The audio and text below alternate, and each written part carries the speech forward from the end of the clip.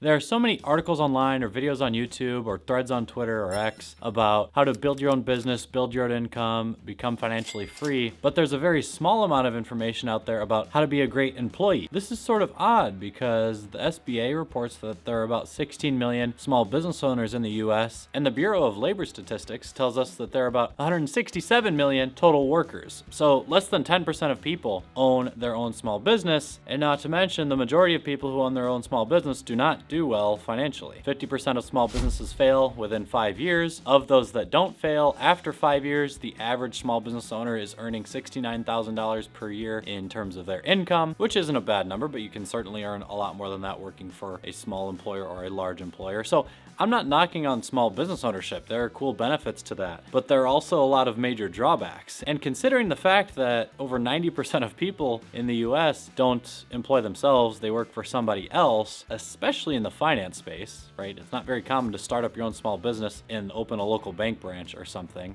There should be way more commentary out there on the internet about how being a great employee is actually a major life hack rather than building your own thing. So that's what this video is all about. What sparked this idea was a couple of crazy comments. I think I read one from Mark Cuban, and I'm sort of a fan of Mark Cuban, but I think he said, I'd rather make $50,000 a year working for myself than make $100,000 a year, or maybe even like $200,000 a year working for somebody else. And I just thought that that sounded totally ridiculous. Now, of course, I am gonna have a different personality profile than Mark Cuban, which is probably why I feel differently than he does about this. But the question in my mind is, how big does your ego have to be, or how prideful do you have to be that so much that you don't wanna listen to anyone else telling you to do something, that you're willing to take a 50% pay cut, or maybe even as much as like a 75% pay cut in the example that he gave. Like, why wouldn't you just put your pride aside and make 3 times as much money by doing what someone else is asking you to do? I just don't get it. I view working and employment as a way to generate an income to fund your life, rather than it being a huge factor of your life or part of your identity. Now, if you are in the other camp, if you agree with Mark Cuban, then you might have the personality profile of one of the less than 10% of Americans who should consider owning their own small business. But anyway, most of us are not going to do that. I totally believe that being a really good employee gives you a much higher likelihood of earning a great income compared to opening your own small business, especially on a whim. So here's how you can do that. These things are just my opinion, things that have worked for me in my 8 or 10 years, if you include internships of working in industry, and other things that I've seen other people display that have either helped them progress in their careers and become more successful, or vice versa, by not doing some of these things. A lot of these are no-brainers, but unless you put them in the context of sort of being life hacks or springboarding your career, sometimes you may not be actively working towards doing these things. The first way to be a great employee and help yourself stand out from the rest of the pack, and to be just extremely helpful for customers and helpful for your managers, is to get used to saying yes, and say yes to maybe everything, just about everything. Saying yes, being helpful, being a person that other people can rely on, and then ultimately taking the time behind the scenes to sometimes actually figure out how to get the thing done that you just said yes to doing. If you have to ask questions after the fact, that's okay, but being the valuable resource compared to so many other instances where when asked certain things, other people will receive a response of, that's not my job, or no, or something along those lines, it's really going to create so much more value. You are going to provide a lot more value to customers, managers, coworkers, whoever it is that you're working amongst and working for, such that it will start to set you up for success really early on. Now you might say, well, AJ, that means I'm going to have a lot more work. Yeah, you're going to have more work than the average person, especially the person saying no. And you want that, especially in the early years of your career. I would say definitely the first 5 and maybe the first 10 years of your career. You want to be getting way more of the work assigned to you. Yeah, you're going to be busier. You're just going to have to suck that up in the interest of becoming successful and becoming a valuable resource within your company. And this could be if you work for a small business with 3 other employees, or if you work for a major employer with 30,000 employees. Amongst your branch or amongst your department or your group, whatever the terminology is there, if you say yes to a lot of things, and then even if again you're having to learn things after the fact to figure out how to do those things you said yes to, then you're going to be building more experience and knowledge on different areas within your company or within your job. None of those things will slow you down in your career. You're going to be busier than some of your coworkers. You might have to work a little faster or harder or longer or whatever, but those are all going to be big benefits to you in your career and ultimately in your life. The next thing you can do is to really have a positive attitude as much as possible, and that really could be 98% of the time or more often. I really think about Dale Carnegie's book here, How to Win Friends and Influence People, and so much of that is just about like kindness and positivity, if I could summarize it really generally for this video. And if you're ever interested, you can find free PDFs of that book online. It's a relatively quick read. It is so eye-opening to me, all the stories that he can share of extremely successful people and how certain instances or certain moments in their career where they took a very positive approach or they treated someone really well, even in a difficult situation, how these little pieces have built up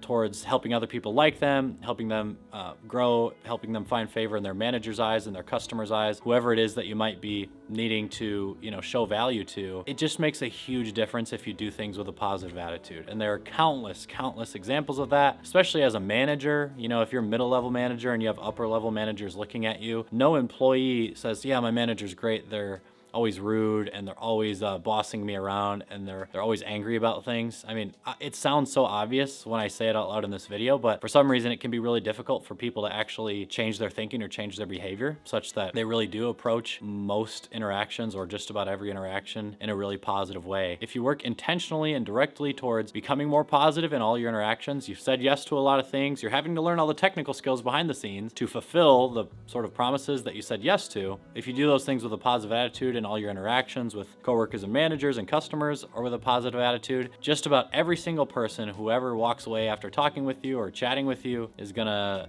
remember that as a positive experience. And those things will go a long way in helping you build yourself, your personal skills, your career, and ultimately progressing in life. Now that you've been saying yes to a lot of things and you have a generally positive attitude and people know you as like the helpful person that they can rely on and you provide value, now you need to start getting really good at all the functions of your job and all the things that you've been saying yes to throughout the years. And now we're talking maybe 2 years into your career, anywhere between 2 and 10 years into your career. I can't give you specific advice on, how to perform the specific tasks of your job because everyone's career and duties look a little bit different. But when it comes down to getting things done, you can ask for advice from other people in the company or other people that you see getting a whole lot of stuff done. You could just ask for feedback from customers. Hey, what did I do for you that was most helpful? And based on their answer, you could interpret that as saying, okay, what do I need to do more of with future customers? You can usually really easily find some sort of backlog in the business that you're working in or with the company that you're working in. If you can ask someone, hey, could I help out with some of those? And then spend an extra 30 minutes a day just knocking out some big backlog task, people are going to notice that real quickly and be like, holy crap, you got a lot of that done, or thank you so much for handling some of that. This is great. It's so obvious when I'm saying these things out loud because I'm thinking of different instances in my head where I've seen these exact things happening, and it's honestly really easy. I mean, just put in a little bit more effort and develop a little bit of know-how, which you almost inevitably will over 2 to 3 years into your role or into your job or your career, assuming you might change companies. And you're gonna know how to do these things. It's not that much more energy on your part to, again, really set yourself apart from the rest of the pack. With this, I think you'll start to build speed and you'll start to build your own systems in how to get more stuff done more efficiently, more quickly, and in providing more value to all the relevant parties like I've been talking about. So it's not super easy at first to just, especially it's easier to say, just get a lot of stuff done, easier to say than to do. My point is you will develop those skills as you practice, as you focus on getting stuff done, and as you practice that in,